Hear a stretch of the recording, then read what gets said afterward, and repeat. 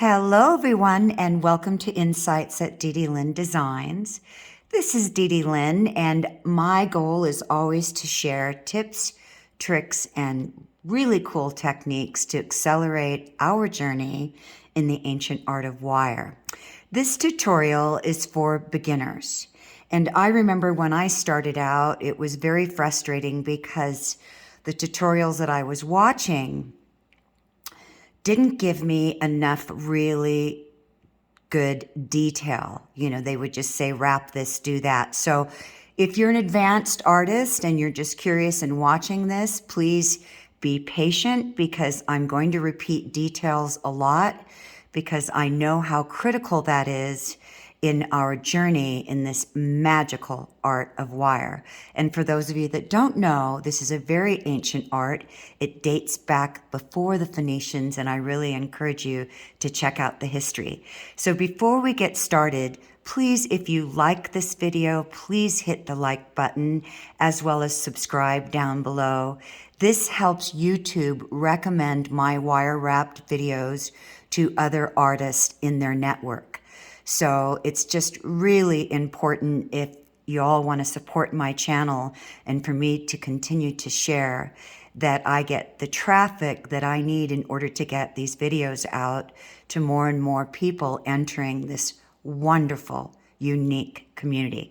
So let's get started. So today I'm going to be teaching you how to make a single wire wrapped drilled through pendant. And this stone has a hole in it. And if you look at the back, and it goes all the way through to the top. Any stone that you have that's drilled through, you can do this with. Now, if the hole is really small, then you might have to use a thinner gauged wire.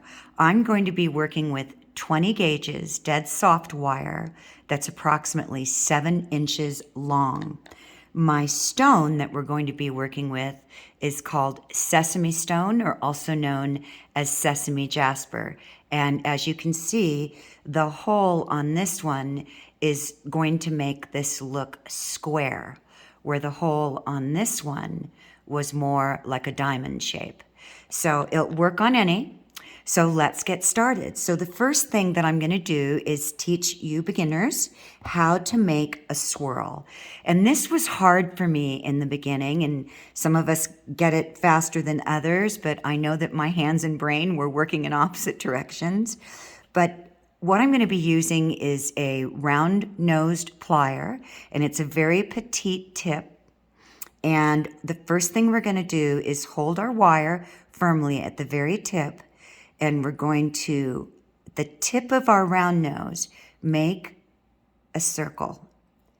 And this is going to be a really very tiny little circle. Now, if you want your swirl to be open, you can certainly leave that loop that we're making open if you'd like. I'm going to close this. So the thing in wire art as you're starting out is everything is in very subtle, small movements. So we have a tendency to overgrip. So try to relax your grip and come very close to what it is that you're working on so that you have stability. So what I'm going to do now is I've created this little tiny loop. And I'm going to get my pliers, and I recommend using a wider jaw plier to do this. It could be flat nose, but the wider the jaw is, the easier it is going to be to do this next part. And what I'm going to do is I'm going to push, let me show you here. Round wire has a tendency to wiggle around, by the way. So I'm going to push this in as I'm rolling back. So I'm pushing and rolling. So this is kind of like what you're seeing here, almost like a rocking effect.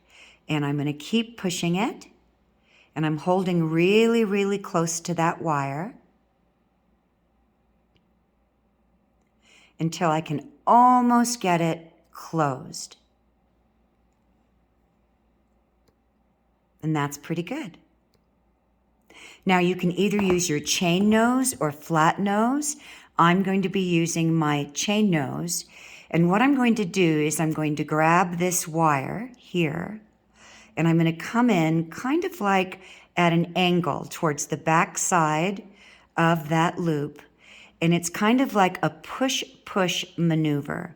And I'm going to take this wire here, and as I'm pushing into each other, then I'm going to back my pliers out, and I'm going to push down again and push in. So I'm rolling the wire into itself. And again, I'm going to roll it. And don't worry about the nicks. I'm going to show you how to get those out a really cool technique and easy way. So I'm going to keep rolling.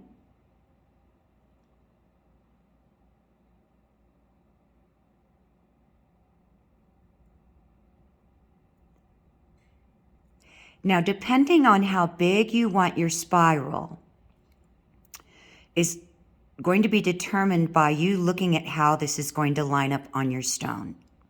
So I'm going to stop here for right now. And if you notice, my inner swirl is coming down. Okay?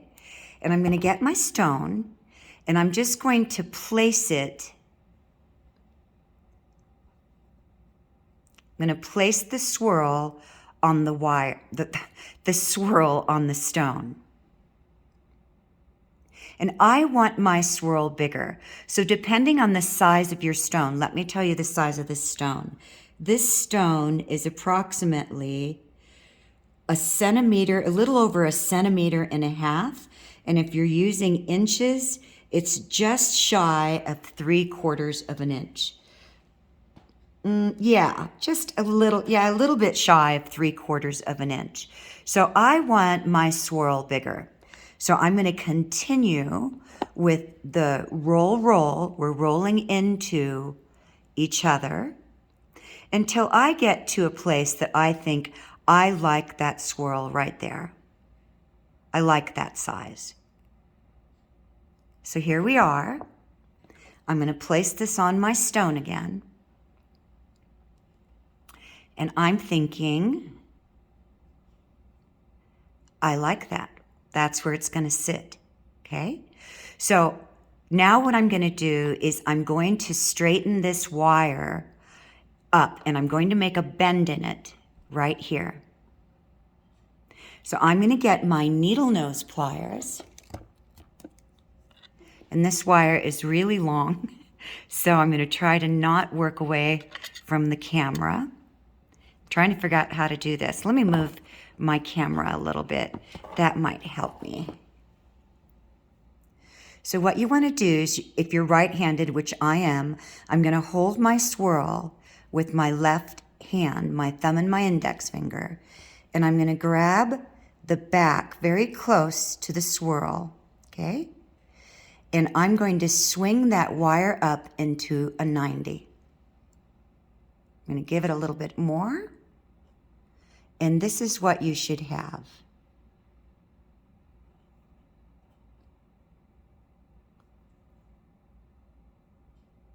And I think I'm going to take it back just a wee bit more. Because you kind of want to try to find center, but it's okay if you don't. Now, here's a really cool tip, trick, and technique. Because when we're starting, and of course when we're making swirls, we're pressing down really hard and we get little nicks. Some people use sandpaper. I personally use a nail file. And I buy my nail files online. And this nail file is 180 and 100. And I'm going to be using the very fine side of this. And all I'm going to do, and a lot of people are going to think, oh, you're scratching your wire. Well, it appears that way. But when you go to oxidize, which is also known as antiquing, or patinating or patinizing your copper, because copper is a living metal and it naturally darkens over time, we speed that process up by soaking it in liver of sulfur. So what I'm going to do is I'm just going to start filing gently back and forth. And that's going to take out all these nicks. And then I'm going to get my little file buffer. And I'm going to, you see that? And another cool thing is that it makes it give the copper a brushed wire look. It's really cool. It brings out more highlights and lowlights when you're oxidizing it. So I'm going to turn it around and I'm going to do the back side. Now, a lot of people will only do the front side, but I always do both sides even if I'm hiding it, because sometimes I switch up and I use a different side.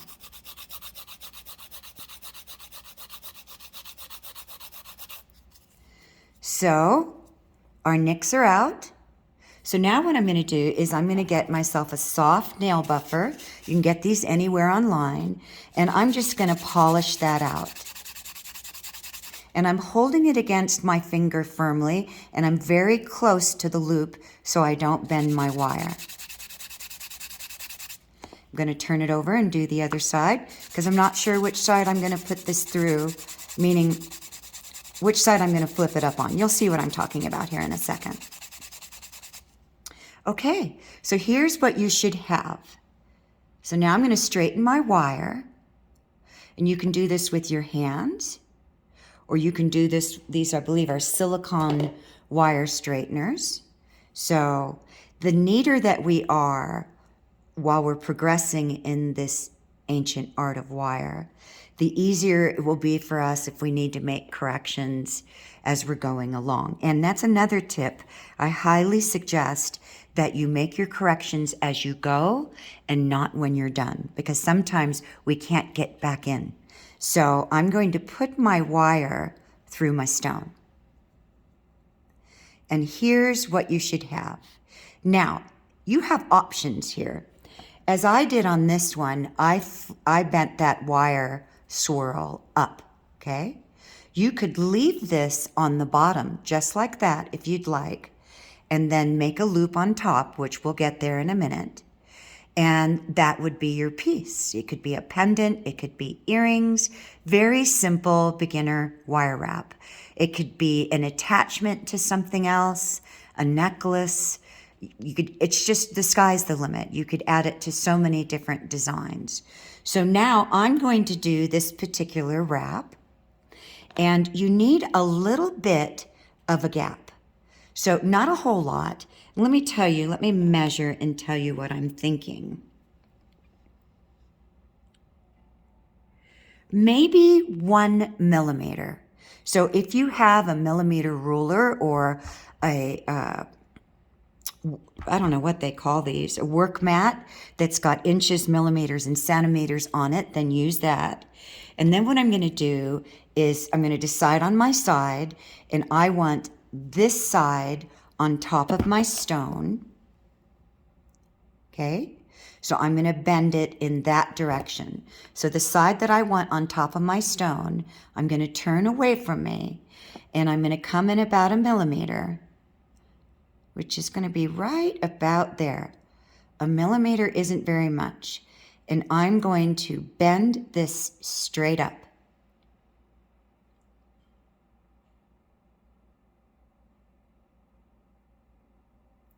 Now, I'm going to slide my wire back in my stone. And now you'll see why you need a little bit of a gap. And all I'm going to do is hold firmly on top. I'm just going to press this down with my thumb, very firmly. And isn't that cute? Darling little swirl. And you could make head pins with these swirls, by the way. So I did a little tutorial on decorative head pins, so check that out in my YouTube videos. So now for the top, we're going to make a loop. And I would leave just 1 centimeter of a gap. So what I'm going to do now is I'm going to get my, and you can use chain nose. I'm going to use my petite nose. By the way, these are Xuron, I believe they call them needle nose. And I'm going to bend my wire back away from me. And I'm going to come up about 1 millimeter, okay? And I'm going to make a sharp bend. And do you see how it fills that gap by going up 1 millimeter? If you got too close, it would really start pulling on your bottom wire. So I'm going to get my 6-step bail making pliers. They're also known as barrel pliers. And as you can see, each one of these barrels is going to be different millimeters. This will be 2, this will be 3, this I believe is 5. Let me get my measuring device.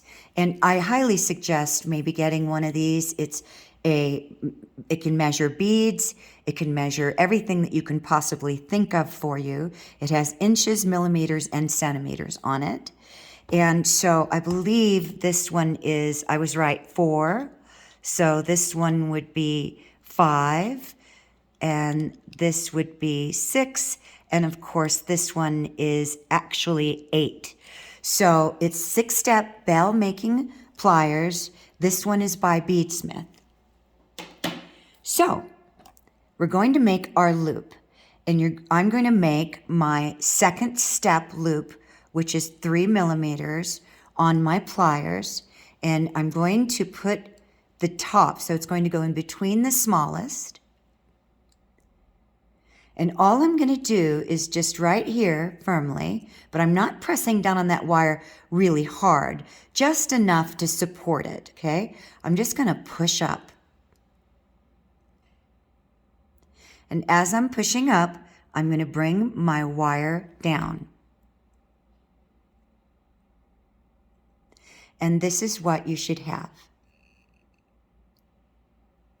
Now, I'm going to take my pliers out, and I'm going to put them back in, but I'm adjusting my wrist and grip because I don't want this on the bottom anymore of my loop.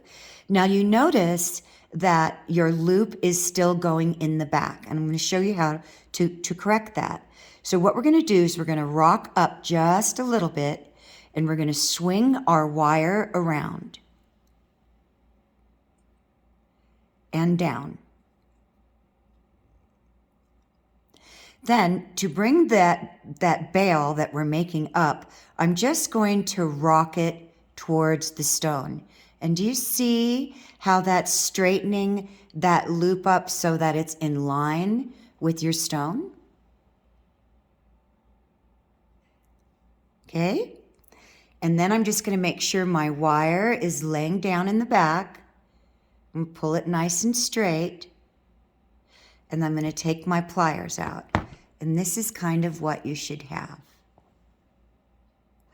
Now I'm going to get my chain nose.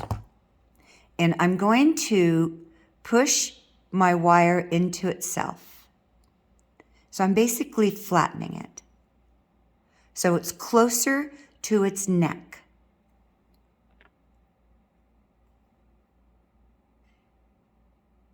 Then I'm going to turn this over. Now, depending on how you want your loop, you could have gone in this direction, right? But I want a chain. I'm thinking of making a pendant. So I want a chain to go through there. So the reason why I use the 2nd step on another tip is on my pliers is I want to make sure I can get my chain or my cord through there. If I do it too small, then I'm going to have to add a jump ring, which is fine. You might want to have more length between your bell and a series of jump rings, or make an S loop to make it longer and more dangly. So now I'm going to hold my loop just like that. And I'm going to use my hands, and I'm going to swing that wire around the back. And I'm going to kind of pull it up towards the neck. You don't want to come down on an angle. You kind of want to get that lined up towards the neck. Then I'm going to turn my bead around again, and I'm going to come back and hold my bail. And we're holding it because we don't want to bend it out of shape. And I'm going to swing this around to the front.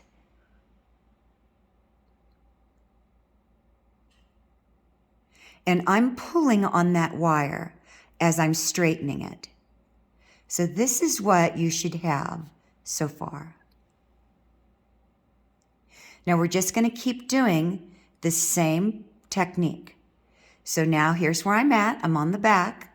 I'm going to grab my wire, And I'm going to swing it around, and I'm swinging it around that first wire that I did.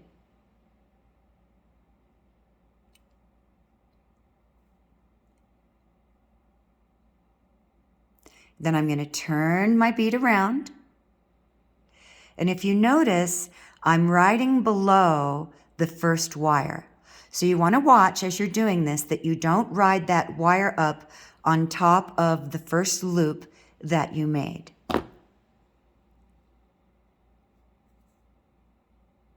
So you see right here where I'm coming around that wire. And I'm going to start using the top of this stone as an anchor for myself. So now I'm going to hold my loop, and you don't have to squeeze really, really hard. That was another thing I had to learn as I was starting out. Boy, would I grip down. So just lighten your grip and squeeze it enough to support it and keep it from moving. So now I'm going to bring my wire around again, and I'm kind of angling it down a little bit, not a lot, just to make sure that I'm wrapping around that wire and I'm not riding up on it. So just do this in slow movements. As I said earlier, everything in wire is in subtle little movements. See how we're going here? So I'm just riding alongside the wire. So each loop I'm making, I'm just riding alongside of it. So now I'm going to grab my wire again, and I'm going to pull it kind of down a little, but not a lot, and wrap it around that wire. So I'm on the back side. I'm going to take a quick check, and as you can see, we're starting to make a swirl. So I'm going to turn my bead around again. I'm going to grab my loop, and I'm going to swing that wire kind of on an angle a little bit around. Now you can decide at any time when you no longer want any more swirls. I'm going to go around one more time because I want to come around the back, because I'm going to teach you how to make this stop loop. And basically this is where we're going to stop. So instead of cutting it off on the back and having a little Sharpie and nowhere to really hide your wire without actually bringing the wire up and wrapping it around the stone, which, you know, it looks okay, but we want it to have a really nice, cool look. So now I'm going to grab my wire, and I'm going to continue. Now it might want to move on you, so come a little closer, but not too close to that swirl, okay? And I'm going to swing it around.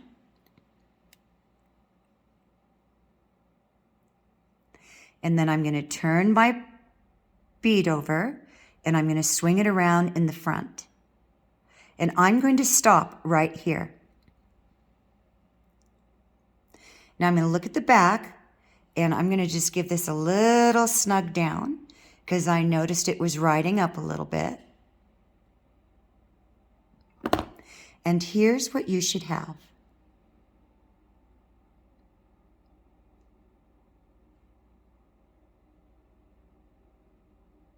Isn't that the cutest?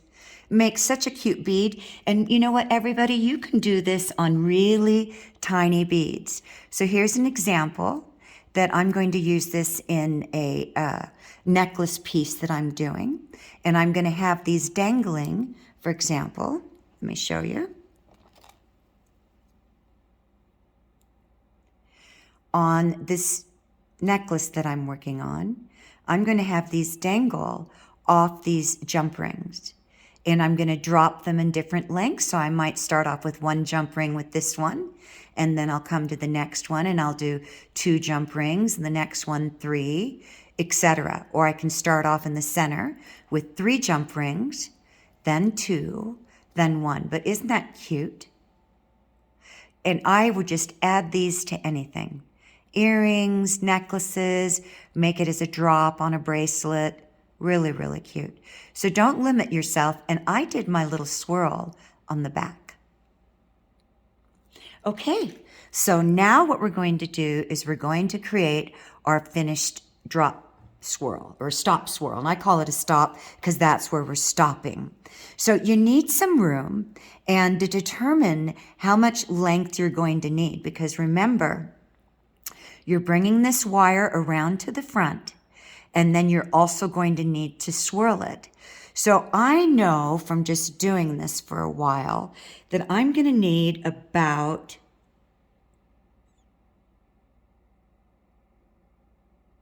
a 1.5 centimeters. And in inches, it's going to be about 3/4 of an inch, okay? So I'm going to go ahead and I'm going to cut my wire at 1.5 centimeters. And by the way, that was another thing. Being in the United States, I never really had to work with centimeters or millimeters a lot. I'm certainly not a carpenter. So I really encourage you to start becoming comfortable with that, because you will find that your stones will be in millimeters when you're purchasing them online. And for some of us at first, that can be very confusing. So what I'm going to do now, very, very gently, is I'm going to angle and I'm holding the back. I'm just going to push this off on an angle because I need some working room, right? So here's what I'm talking about. And now I'm going to do as I did before, and I'm going to get my chain nose pliers. And don't worry if you have an open loop. That's okay. That's cute. You could just do one big loop if you wanted. And I'm just going to support this in the back with my finger. And I'm going to start. Now what I'm going to do is hold it here because I don't want to lose my shape. And I'm going to start to make a little tiny loop. And this is a little hard at first. If you find this difficult, just cut it off at the back. Don't put yourself through misery. So I'm going to close that up.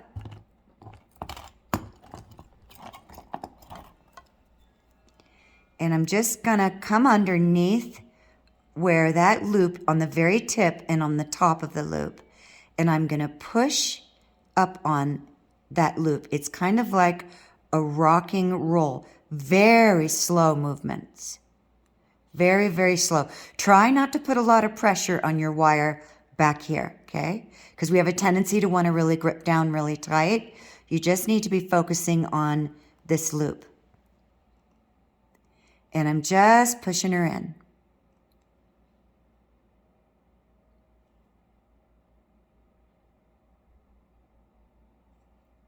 Give her another little squeeze.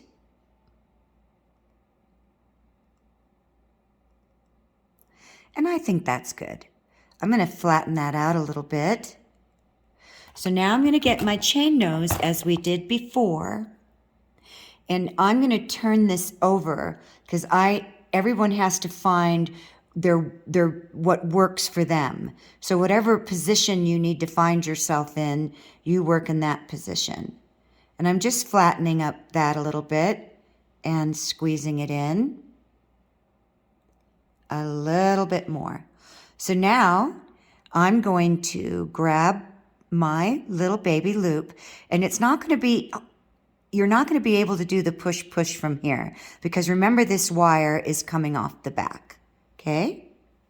So you're just going to hold your fingers over the top of the bail and you're giving support to your wire. So see how I have my fingers?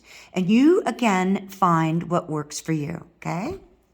But what I encourage you to do is watch technique, more than just completing a project, but really watch what they're doing with their hands and their fingers and how they were able to support that wire and make the design that they're working on. So now I'm just going to push, and I'm making very slow movements as I'm rolling my wrist, and I'm just going to push.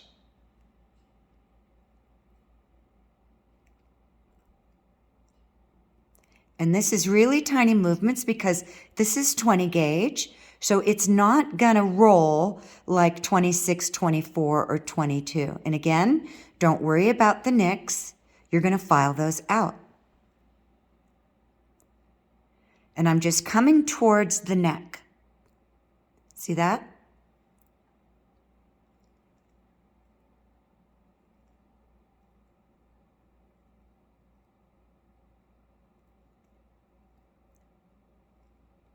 Now I'm going to stop and I'm going to take a look, and I'm kind of eyeing, and a lot of what we do in wire art is eyeing, and I'm trying to imagine the space and the distance. So this wire has to come around this side, right?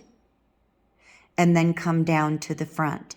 So I'm thinking I could probably do a little bit more swirling.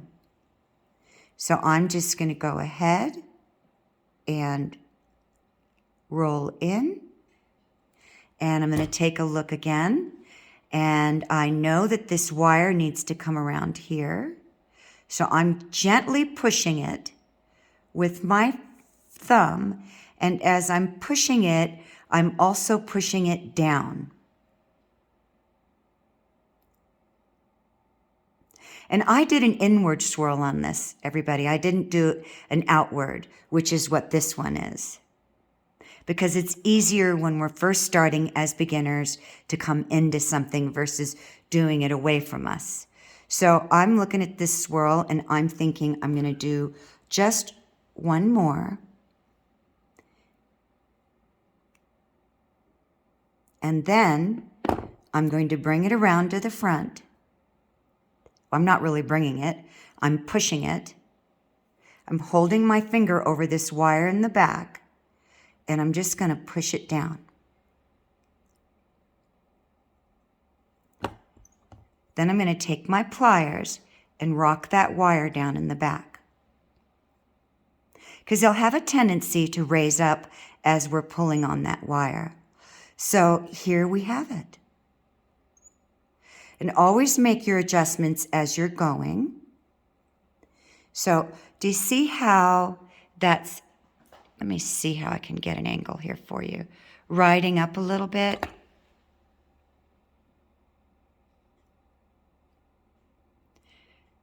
Right here. See how it's kind of riding up above that wire? All I'm going to do is take my pliers, my needle nose, because I need something small and petite, and I'm just going to squeeze down, and I'm kind of rolling that wire back. Very small movements as I'm holding the front swirl with my index finger.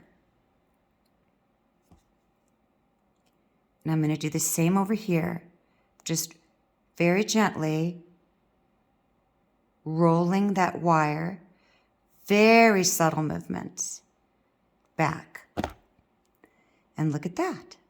It's all lined up beautifully. And there you have it, a single wire pendant or earring with swirls. Isn't that cute? I really hope you enjoyed this video, everyone, and that you share this tutorial if you have friends that are in the art of wire, or share it and post it on other wire weaving and wire wrapping group pages, because I know so well when I started off how much I wanted to learn. I was obsessed and still am 2 years later. And eventually you'll get to things like this. This is a statement piece I just did yesterday called Bold and Beautiful, or this. And this was done with one single wire, 14 gauge, half round. Couldn't have dreamed of doing this 2 years ago, but here I am. So I know you too shall be. Anyways, everyone, thanks again for joining me. I wish for all of you that you wish for yourselves. And as Thumper said in Bambi, if you have nothing nice to say, don't say nothing at all. So please be kind. Kindness travels 1,000,000 miles. And have a wonderful, fabulous, magical day. Bye for now. Don't forget to show me what you did.